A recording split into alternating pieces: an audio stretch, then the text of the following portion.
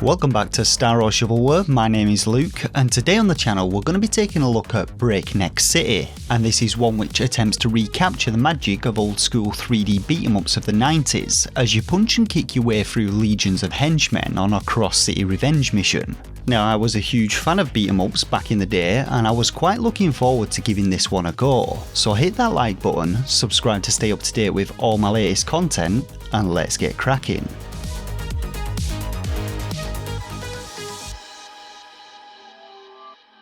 So just like the OG beat-em-ups, the story of Breakneck City revolves around a good old-fashioned revenge mission, as badass female duo Sydney Flintlock and Justine Jacobs take to the streets and attempt to take down this Donald Trump-looking motherfucker. Now, this guy happens to be a criminal kingpin responsible for the gang who tried to burn down their favourite video shop, and as the two head across the city, beating the shit out of anyone who gets in the way, they encounter various henchmen, and after beating the shit out of them, we then get some loose story elements which generally direct the girls onwards to the next henchman and eventually old Trumpster himself. Now, that's about as deep as the story gets with this one, but going into the game I wasn't expecting much from the story, and that's exactly what I got. It's about as solid as any of the Streets of Rage storylines though, so I've really got no real qualms here.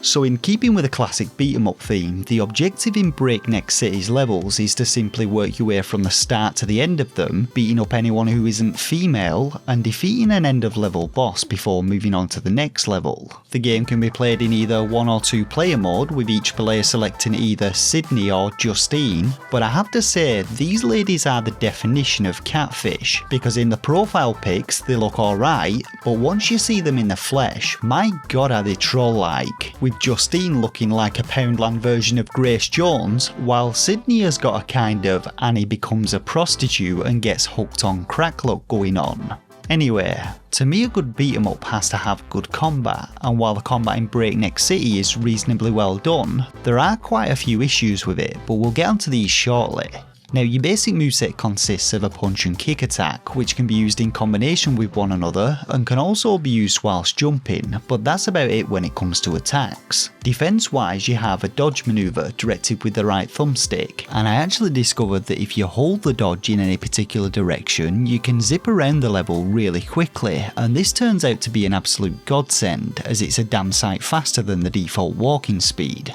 Now, further variety is added to the combat by introducing a few different equipable melee weapons and a pistol which for some reason you can't actually fire, but I'd say the best part about the combat are the environmental interactions, and these allow you to kick enemies into trash cans, over balconies and out of windows, with my personal favourite being the pole spin, which simply destroys anyone who gets close. Enemy variety in the game is just okay. You'll encounter about 5 or 6 standard enemies which come bare-handed or wielding weapons, and then there are the boss fights, whose mechanics are for the most part pretty sound, with the bosses themselves putting up a reasonable fight. When it comes to the levels, there are 6 of them in total, and these are also pretty varied, taking you through the streets to factories, skyscrapers and an exotic looking mansion, and each of them features a few of the environmental hazards that I mentioned, which do help to keep things interesting. Now, there's not an awful lot more to say about the gameplay in this one. If you're looking for a retro style beat 'em up, then that's certainly what you'll get, and for the most part you'll probably enjoy what's on offer. However, I will go into some of the issues that I encountered, which I personally found rather frustrating.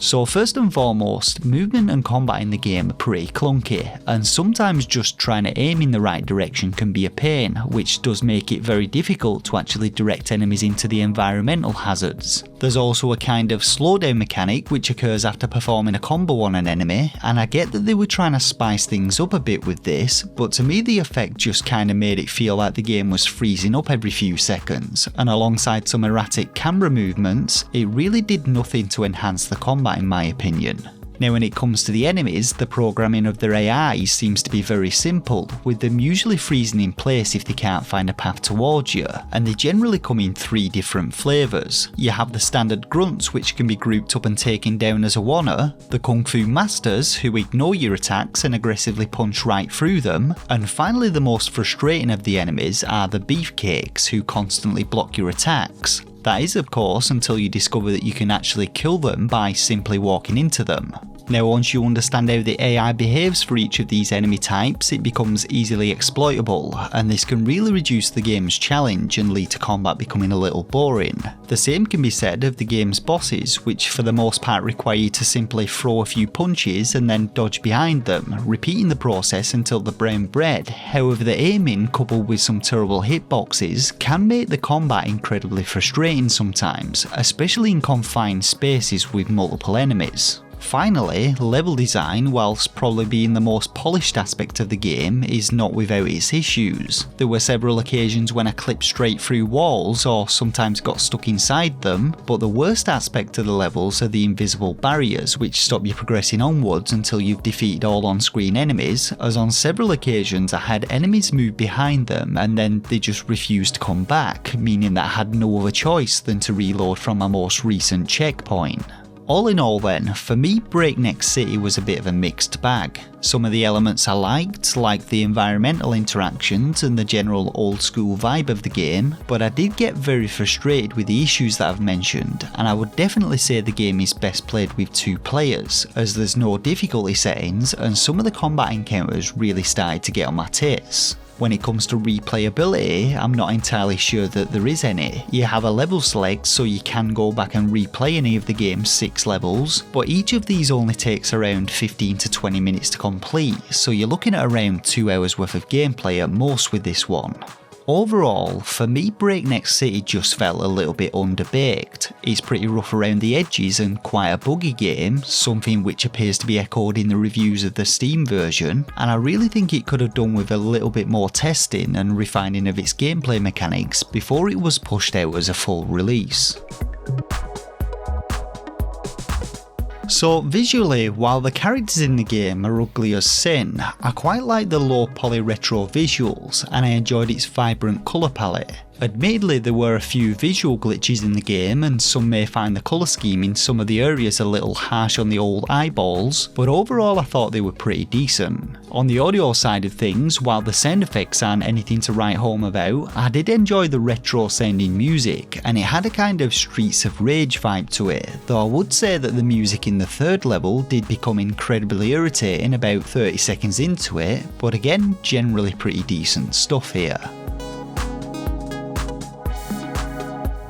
So performance wise, the game holds up pretty well on the Switch. I've already mentioned the screen freezes when you combo enemies, but there were also a couple of big frame rate drops I need to mention. Firstly, when I grouped up a ton of different enemies and smashed them all up at once, and secondly on this robot boss, where the particle effects from the fire caused the frame rate to literally shit itself. When it comes to issues, I've already mentioned most of what I encountered in the gameplay section, and I think the only other thing that I could criticise is the lack of a live system. When you die, you simply respawn at your previous checkpoint and get to try again, and I think that a live system would have really helped with some of the more frustrating sections. All in all, Breakneck City is a decent little beat 'em up, but it does have a fair few issues which stop it being as fun as it could have been. For me playing solo, it was quite a frustrating gameplay experience, not overly difficult, just frustrating, and unfortunately I really can't say that I enjoyed it all that much, and so when it comes to my own personal rating, I'm going to be giving Breakneck City 2 out of 5 stars. If you're looking for a simple beat 'em up to play with a friend, then Breakneck City is a budget friendly offering which you can burn a couple of hours on. If you're looking for something more polished and premium however, then I recommend checking out River City Girls or Streets of Rage 4. And so that about does it for this review of Breakneck City on the Nintendo Switch. Make sure to hit that like button if you enjoyed it or it helped you out, let me know your thoughts and opinions in the comments section below, and if you enjoy my content and want to see more, then consider subscribing to the channel. For now though, I just want to thank you all once again for watching, and until next time, take care of yourselves and game on.